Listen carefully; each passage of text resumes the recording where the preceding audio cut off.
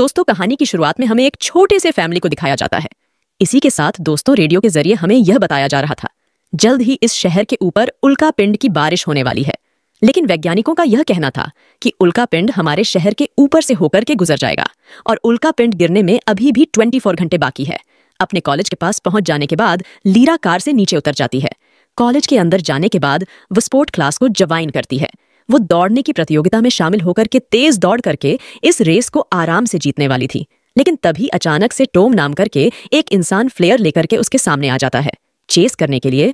और अब उस फ्लेयर को देखने के बाद लीरा रुक जाती है क्योंकि वो बहुत डर चुकी थी। यहाँ पर हमें मालूम चलता है कि लीरा को फ्लैट से बहुत डर लगता है और अब इसी वजह से वह इस रेस को हार जाती है। इसके बाद वह घर चली जाती है, जहां हमें मालूम चलता है कि उसके भाई एगो का आज जन्मदिन है। बाकी लोगों के साथ साथ लीरा भी यहाँ बैठी हुई थी, लेकिन उसे कुछ खास मजा नहीं आ रहा था, इसलिए वो पार्टी को छोड़ करके यहाँ से चली जाती है। उसके जो सौतेले पिता हैं रॉबर्ट, उन्हें ये चीज देख करके थोड़ा बुरा लगता है। इसके बाद उसकी जो माँ थी कैली, वो लीरा को समझाने के लिए उसके पास जाती है। यहाँ पर हमें मालूम चलता है कि जो केली है वो लीरा की सगी माँ है, लेकिन जो रॉबर्ट है वो लीरा के सौतेले पिता है और उसका जो भाई है एगो, वो भी रॉबर्ट का बेटा है। अब इसके बाद हमें लीरा के असली पिता रब्बो को दिखाया जाता है, जो इस समय स्पेस स्टेशन के अंदर हैं। दरअसल जो उल्कापिंड की बारिश होने वाली थी, उसी के सिलसिले से ये स्पेस स्टेशन में गए थे मिशन को पूरा करने के लिए। हालांकि इस मिशन को पूरा करने के लिए वो अकेले नहीं थे, बल्कि उनके साथ में उनकी पूरी टीम थी। वो कई सालों से इस स्पेस स्टेशन के अंदर हैं। इसी वजह से उनकी बीवी और बेटी उनसे नाराज हैं। घर वालों के मना करने के बावजूद भी वो इस मिशन को पूरा करने के लिए स्पेस में आ गए। अब जैसे ही उल्कापिंड की जो बारिश होने वाली थी, उससे ये लोग छुटकारा पा जाएंगे तो ये लोग वापस घर जा सकते थे। स्पेस स्टेशन के अंदर एक वैज्ञानिक अपने डायरेक्टर को बताता है कि जो भी उल्कापिंड हमारी पृथ्वी की तरफ आ रहा है, उससे हमें कोई समस्या नहीं है, क्योंकि वह सारे उल्कापिंड हमारे पृथ्वी के पास से होकर के गुजर जाएंगे। लेकिन अभी भी कुछ कहा नहीं जा सकता है। अगर उल्कापिंड की दिशा चेंज हो गई तो हमारी पृथ्वी पर भारी समस्या आने की संभावना हो सकती है। यह सुनकर के इनके जो डायरेक्टर थे वो गुस्सा हो जाते हैं और कहते हैं कि इसका कुछ इलाज करो। अगले सीन में हमें लीरा को दिखाया जाता है, जो टॉम के साथ में बैठ करके बातें कर रही थी। दौड़ने वाले कंपटीशन में जो कुछ भी हुआ उसके लिए टॉम उससे माफी मांगता है। इसके बाद वह लीरा को लेकर के एक बिल्डिंग के ऊपर जाता है, जहां पर काफी खूबसूरत नजारा दिख रहा था। साथ में वो यह भी कहता है कि तुम यहाँ से उल्कापिंड की बारिश होता हुआ देख सकती हो। खैर, अब जो लीरा थी वो घर आ जाती है, जहां उसकी मुलाकात एगर से होती है। एगर अपनी बहन को बताता है कि वो भी उल्कापिंड की बारिश को देखना चाहता है, क्योंकि ऐसा नजारा हर कोई 50 सालों में एक बार देख पाता है और मुझे पता है कि मेरे मम्मी पापा उल्कापिंड की बारिश को मुझे नहीं देखने देंगे। जिसके बाद लीरा उसे अपने पास बुलाती है और उसे एक दूरबीन देते हुए कहती है, समय होने पर तुम उस बिल्डिंग के ऊपर जा सकते हो, वहां से तुम उल्कापिंड की बारिश को देख सकते हो। अब धीरे धीरे 24 घंटे पूरे हो जाने के बाद उल्कापिंड की बारिश शुरू होने वाली थी। लेकिन अब अभी भी सारे साइंटिस्ट, सारे इंसान यह सोच करके निश्चिंत थे कि इनकी पृथ्वी को उल्कापिंड से कोई भी खतरा नहीं होने वाला है, क्योंकि वह पास से होकर के गुजर जाएगा। और ठीक ऐसा होता भी है। जो छोटे छोटे वाले उल्कापिंड थे वो तो पृथ्वी के पास से होकर के गुजर जाते हैं, लेकिन वहीं कुछ समय के बाद इन्हें उल्कापिंड का एक दूसरा झुंड दिखाई देता है, जो इनकी पृथ्वी की तरफ ही आ रहा था। दरअसल उसी उल्कापिंड के पीछे एक और उल्कापिंड का झुंड आ रहा था, जिसके बारे में साइंटिस्ट पता नहीं लगा पाते हैं। ये सभी लोग टेंशन फ्री हो चुके थे, लेकिन अब इनके ऊपर बहुत बड़ी समस्या आ चुकी है। सिर्फ 7 मिनट बाद सारे उल्कापिंड इनके स्पेस स्टेशन के करीब आने वाले थे।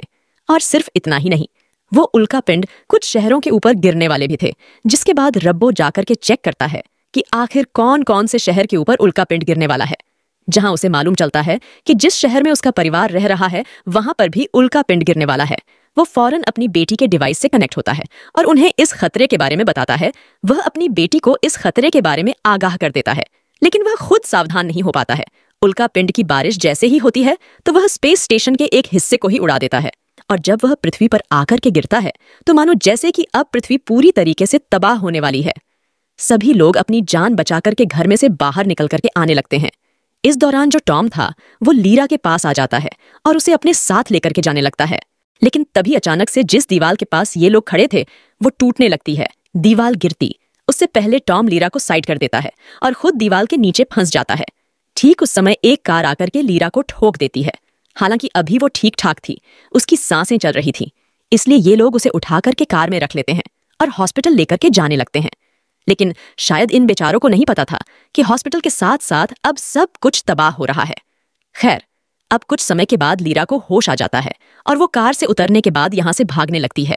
लेकिन उसी समय यहां पर एक बहुत भारी उल्का पिंड गिरता है, जिसकी वजह से ढेर सारी बिल्डिंग्स गिर जाती हैं। सीन कट करके हमें रब्बो को दिखाया जाता है, जो अपने स्पेस स्टेशन में उल्टा लटका हुआ था। उसके शरीर से खून भी निकल रहा था, क्योंकि वह थोड़ा जख्मी हो गया था। जब उसे होश आता है, तब एआई वॉइस उसे बताती है कि तुम्हारे अलावा इस स्पेस स्टेशन में अब कोई नहीं जिंदा बचा है। अब इसके बाद जो रब्बो था, वह अपनी बेटी को ढूंढने के लिए सैटेलाइट की हेल्प लेता है और वो उस डिवाइस से कनेक्ट होता है जो उसकी बेटी के बहुत करीब है। पास के डिवाइस से जब वह कनेक्ट हो जाता है, तब वह अपनी बेटी को बुलाता है। अपने पिता की आवाज सुनकर के वो उठ जाती है, लेकिन बाद में लीरा को पता चलता है कि उसके जो पिता है वो मोबाइल फोन से नहीं, बल्कि उसके पास में जो एक बेबी मॉनिटर है उससे कनेक्ट हो गए हैं, जिसकी वजह से वह अपनी बेटी को देख भी पा रहे थे और उनसे बात भी कर पा रहे थे। अब लीरा जिस जगह पर फंसी हुई थी, रब्बो उस जगह का स्कैन करता है और लीरा को सही सलामत बाहर निकालने में वो उसकी हेल्प करता है।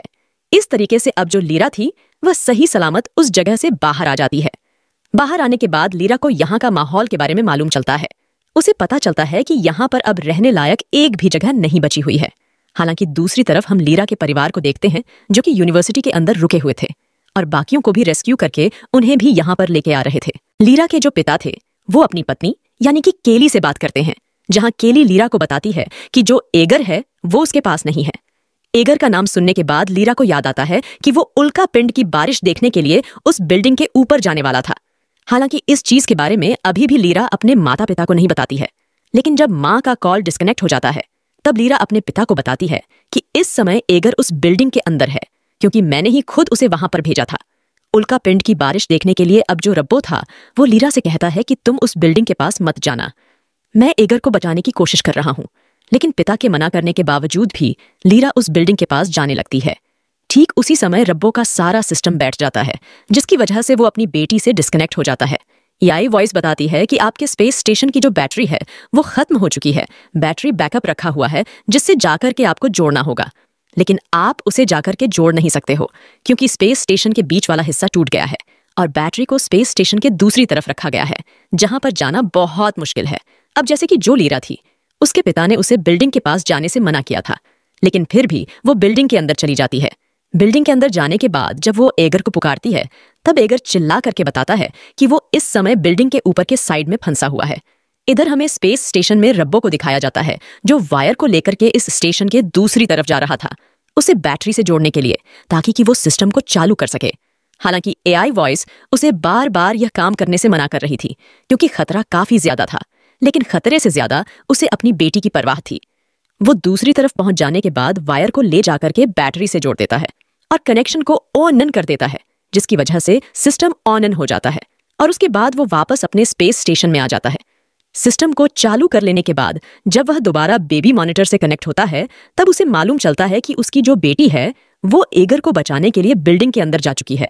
यहाँ बिल्डिंग के अंदर हम लीरा को देखते हैं, जो सही सलामत एगर को अपने पास हासिल कर लेती है।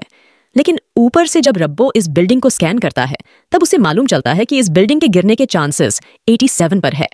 यह जानने के बाद रब्बो भी बहुत डर जाता है, क्योंकि उसकी बेटी उस बिल्डिंग के अंदर ही फंसी हुई थी। लेकिन इसके बाद वह अपनी बेटी को एक आसान रास्ता बताता है, जिसकी वजह से वह बिल्डिंग से बाहर आ जाती है और वो जैसे ही बाहर निकल करके आती है, तभी बिल्डिंग टूट करके नीचे गिर जाती है। अब ये दोनों अपनी जान बचाने के लिए एक बिल्डिंग के अंदर चले जाते हैं। इस बिल्डिंग में कोई खतरा नहीं था, क्योंकि यह बहुत ही मजबूत बिल्डिंग था। अब काफी समय तक ये लोग इसी बिल्डिंग के अंदर रुकते हैं, लेकिन जब कोई इन्हें बचाने के लिए नहीं आता है, तब इन्हें मजबूरन बाहर जाना ही पड़ जाता है। इस समय वो बेबी मॉनिटर लीरा के पास ही था। उसके जो पिता थे वो बेबी मॉनिटर से कनेक्ट थे और वो लीरा को रास्ता बता रहे थे। इस तरीके से लीरा अपने पिता के बताए हुए रास्ते पर जाती है और वह उस जगह पर पहुंच जाती है जहां पर बहुत से लोग इकट्ठा हुए थे। जब ये दोनों नीचे उतर रहे थे, तभी एक जोरदार धमाका होता है। धमाका होने की वजह से जो एगर था वह काफी दूर फेंका जाता है, क्योंकि वह बाहर के साइड में खड़ा था। अब इस धमाके की जानकारी रब्बो को मिल जाती है। थोड़ा शांत माहौल हो जाने के बाद लीरा भाग करके एगर के पास जाती है, जहां पर वह देखती है कि वह बिल्कुल ठीक ठाक है।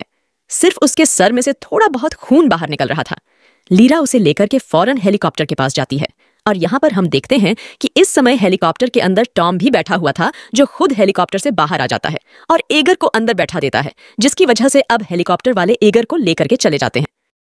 दोस्तों, इसी के साथ ये कहानी समाप्त हो जाती है। अगर आपको वीडियो अच्छी लगी हो तो वीडियो को लाइक कर देना और चैनल को सब्सक्राइब कर देना। मिलती हूँ अगली वीडियो में। सभी को